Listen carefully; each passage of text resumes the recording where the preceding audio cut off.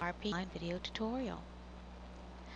I'm actually going to start a little bit further back, and that's for those of you who come here from another site and have never actually signed on to the Game Table Online. So let's go there right now. Now you're going to want to go to Game Table Online, sign up and play. You need an account. So once you sign in, sign up, you will receive a confirmation email and you will come back here. Once you come back here, you can access the role-playing game online table. And that's through this link right here, all the way down at the bottom. This site also hosts a lot of board games, and so the board game link is up top and the RPG table is down here at the bottom. When you click on it, you're going to come here, RPG Table Online.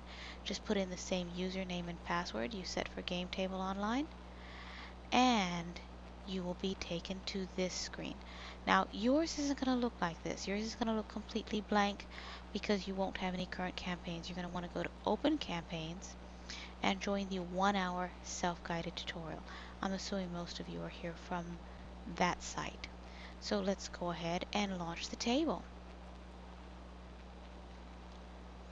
Now, when you launch the table, you're going to automatically come here.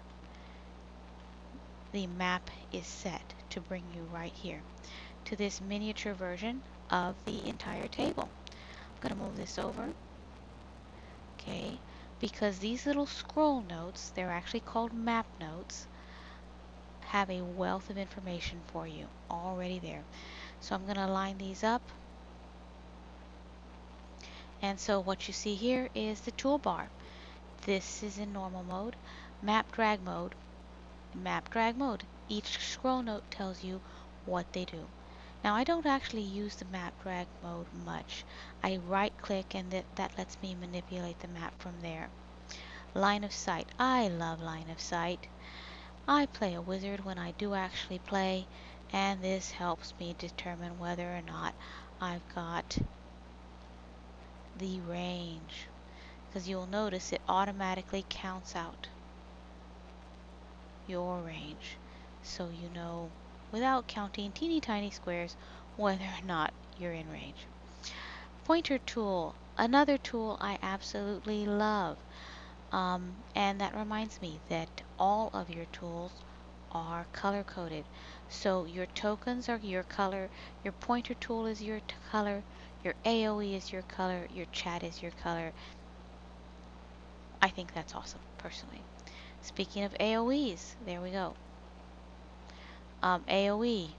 Use this to lay down your AoEs. Don't start from the exact edge of the box as it's likely to overlap. So I tend to start from about the middle and come over here. It's not a problem if you start exactly, right at the inside of the edge. The problem tends to come, for me anyway, when I'm just a little sloppy and come right outside the edge, then I get a box that I don't intend to get.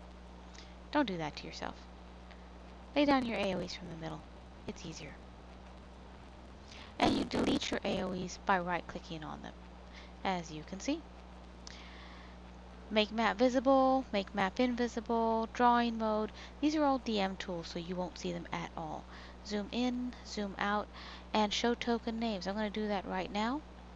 I'm going to zoom out so that you can see that all over the map we are showing, zoom out, opposite end.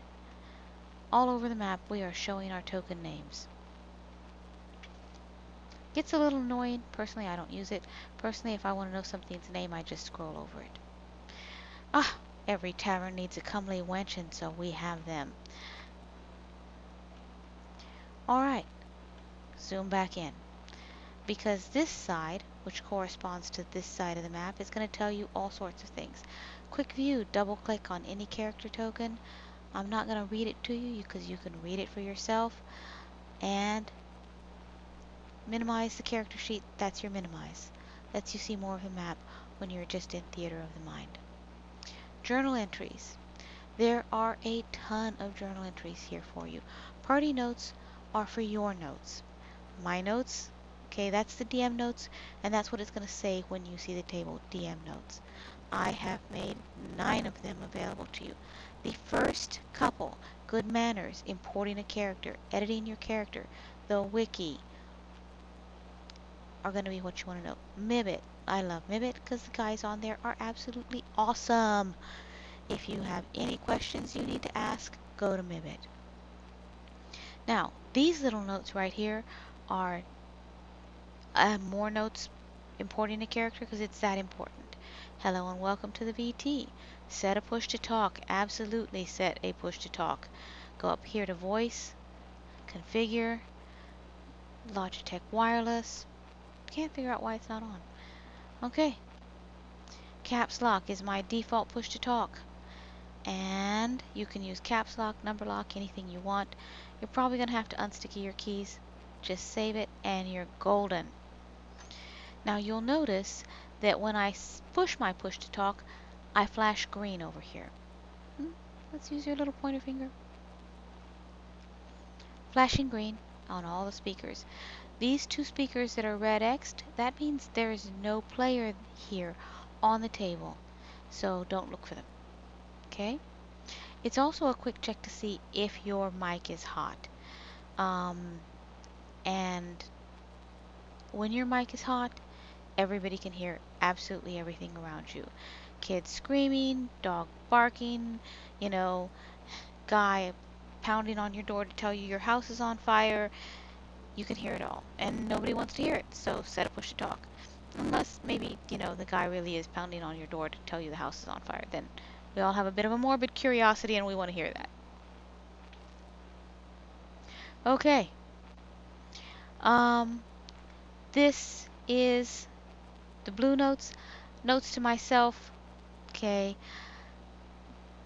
DM notes are like that, and when you access this table, you won't see those at all. Only the DM can see them. Now, again, this is because I have marked this character as invisible. So, he's invisible. You can see him because he's on the character side. When I make a monster invisible, you absolutely cannot see it. I guarantee it. And I've had a lot of practice at that, so you can trust me. Now, none of this is important if you don't have a character. So, how do you put a character? Well, that's very, very easy. You go to character and you can make a new PC completely from scratch. You can do it generic for those of you who are not using D&D 4e.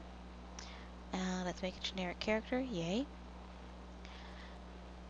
You see, you just have minimal things. Details, any notes you want. Status, just conditions. Powers, you have to edit those line by line by line. And many of you come from systems where that is your default. You can't do it any other way. So you're used to it.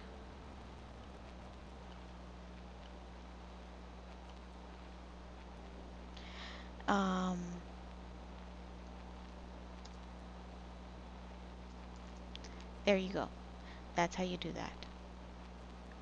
And you now have a new character. Alright. Forgot to name him. Whoops, my bad. Now, if you have a WotC account, you can import a character straight in from your WotC account. So, what is a WotC account? What is the character builder? Well, it is not free. You do need to subscribe to it at the Wizards of the Coast site. I think it's $10 a month. A lot of people subscribe for 1 month so that they can have the character builder, make their characters, and then don't renew. Alright, and that's totally fine. When you get it, you go to Tools, you go to Character Builder, and then it loads, and it's going to bring you right here.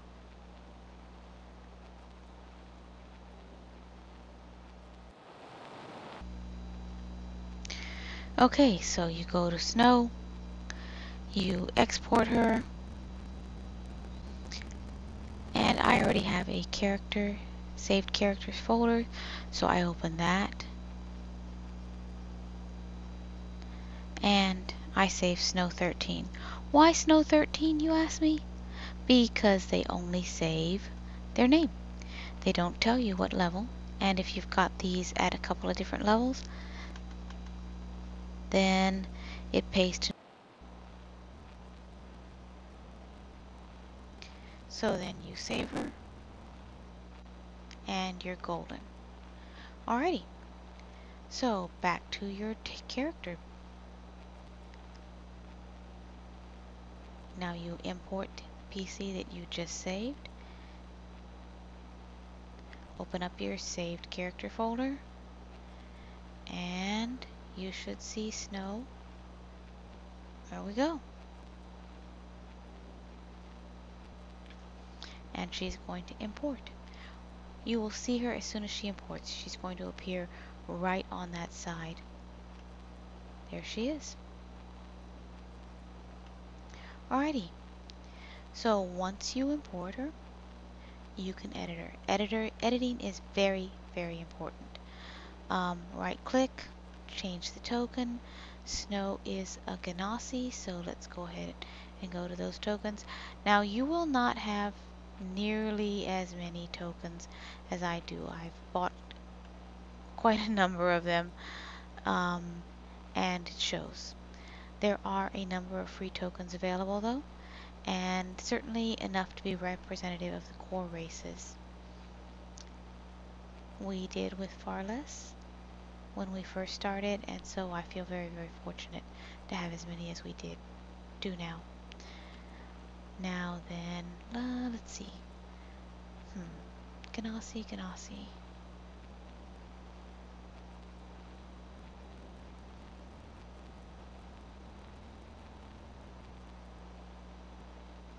Actually, I think I'm gonna just go ahead and buy one just to show you how simple and easy that is. Now, if you're going to buy tokens, especially if you're a DM and buying map tokens, then you are going to want to buy gold at the GTO site. That's easily done. I can show it to you in just a bit, and that's as easy as that. But since I want to show you how very, very easy it is to purchase a token, let's go ahead and go with one. Shard mines. I love shard mines. So there we go. It's 20 GTO coins. I'm going to purchase that, and I'm going to mark it, save it. Oh, forgot to edit.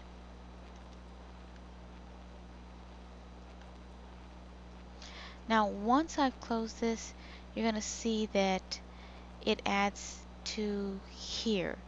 It no longer is at the bottom because it's a purchased one. The ones that you own are first, and then the ones that are purchasable are at the bottom.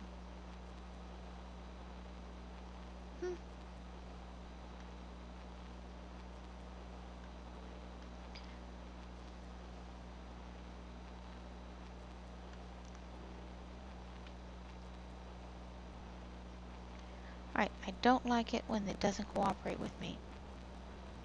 Especially when I'm making a video tutorial. Alright, it's not cooperating with me. But that's okay. You can edit anything in these. So, if I want to have Forbidding Strike, I can add anything in. I can name my attack. I can add gain resist 2.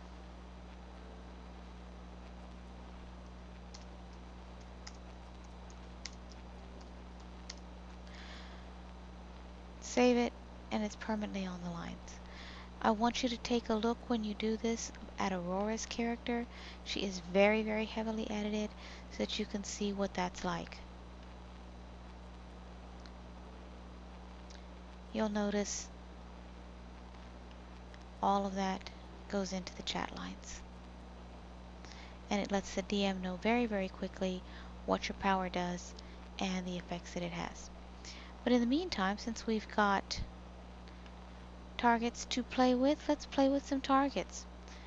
I'm going to go to the other section of the map and show you how to target monsters. You'll notice I don't even need my token on the table in order to target the monsters. So here we go.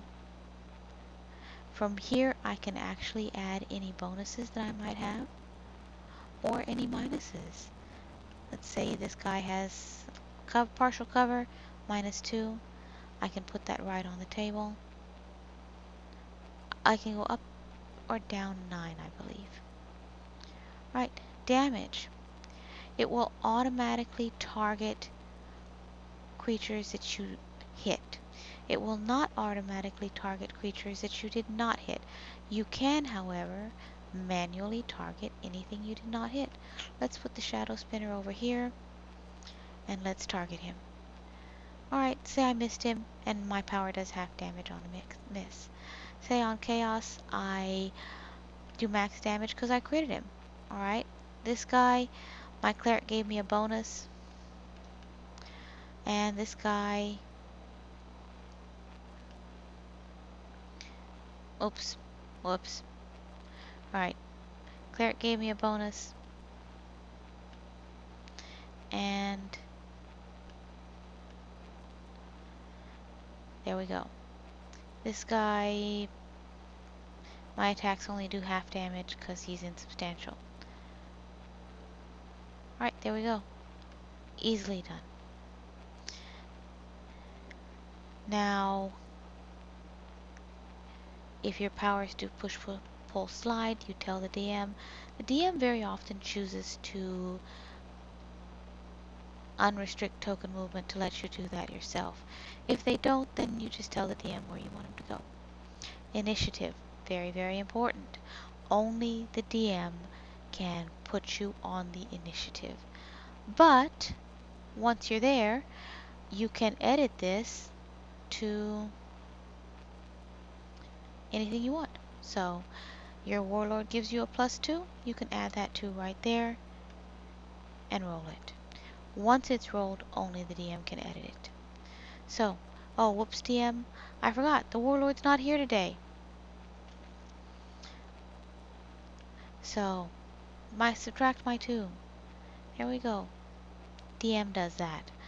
You can edit it all the way up until the point you rolled. And then the DM just sorts you, and you go. There are other things available. Ready, delay, find token. Alright. Monsters, maps, only the DM has those, and I'll discuss those more in the DM tutorial. Now, you will see that little eye will automatically pop up that character in the character sheet. Anyone. Minus, adjust your hit points down. Plus, adjust your hit points up. You'll notice that with the plus you can use a surge and you can adjust your temps. So there we go. My cleric gives me an awesome bonus. I put it in. Yay. But he also gave me temps. So I can adjust my temps, right? Oh, bloody. Alright, there we go. Adjust temps, and now you'll notice that they're in parentheses and a little gray bar appears. That tells everybody you have temps. And the table will automatically take those temps off when you're targeted by with damage. Alright? So, adjusting conditions, very easy. A whole host of them available for you. Oh, let's do this. First, let's make snow over here appear in this box, because I want you to see that. Well, let's make Aurora since she's already here. Details, status. There we go, status. Once you adjust conditions on the character sheet, they appear in this box right over here. They also appear on the character token itself. So now if we go down to Aurora and we scroll over her, all of her conditions are going to appear right there. Yay! Skills. I love skills. I love the fact that you can add anything you want to in skills. You can totally facepalm that.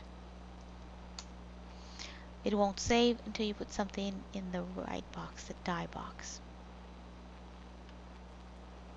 My players add save versus distraction and save versus monologue. They don't like me very much. Alright, what else? Quick that I can tell you to help you and help you have the best possible experience for your first game that you can have. What I can tell you is left and right click absolutely everything.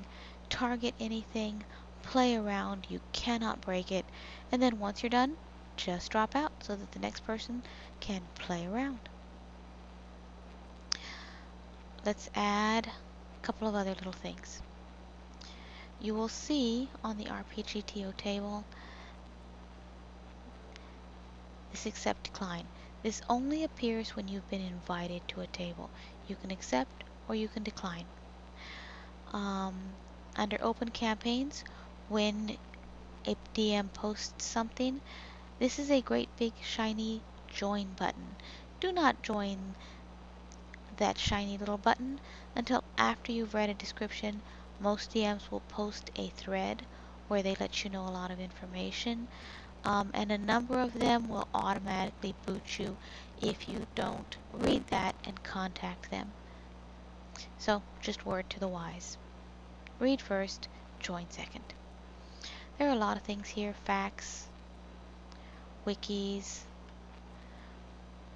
profiles, just a whole ton of things available for you. Store, again, whole ton available for you. Tiles are for DMs. PCs, oh, here, because let me add just how many tiles are available for you as a DM. Awesome. I love the ease of use of this table, but I will talk about that under the DM guide. Extras, mostly again used by your DMs. And the forums. Speaking of the forums, let's go to the Game Table Online forums. When you go there, you are going to want to go to the Finding Players and Campaigns. So just scroll down and you will see General RPG Table Online News, Online Discussions, and Finding Players and Campaigns. Yay! Alright, you'll sign in. Obviously I'm not going to. And it'll take you to that board index. The other place that DMs will sometimes post is right here on the WotC site in the community.